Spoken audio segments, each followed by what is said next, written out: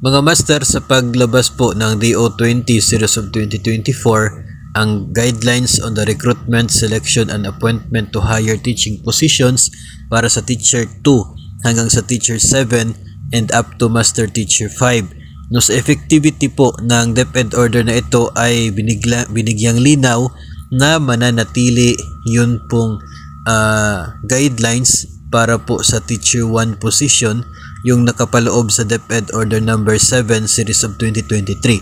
Ganun pa rin, yun pa rin ang applicable para sa mga Teacher 1 position, at itong DepEd na Order number 20 ay para lamang sa positions hanggang sa Teacher 7 at Master Teacher 5. No, tapos binanggit din po sa DepEd Order na ito na ang existing reclassification guidelines for teaching and school heads promotion positions in the elementary and junior high school levels shall remain in effect.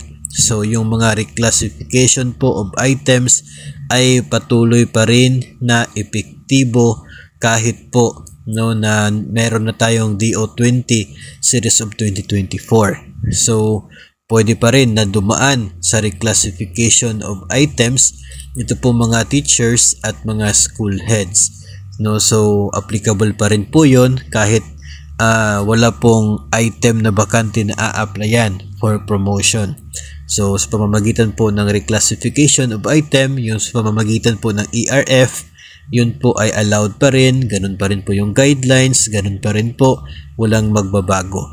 So, maganda po ito dahil mas pwede pong piliin kung saan po yung gusto ninyong paraan ng promotion po ninyo, na pwede po sa pamamagitan ng reclassification o kaya dito sa pag-a-apply sa mga available vacant positions up to Teacher 7. So far, yung nalalaman pa rin po natin na existing ginagawa po is until Teacher 3, yung reclassification, pwede ganun pa rin po ang mangyayari. So, may mga sabi-sabi kasi before na kapag lalabas na ang mga ganito until Teacher 7 ay baka mawala na yung reclassification of items na ginagawa ngayon bilang paraan ng promotion.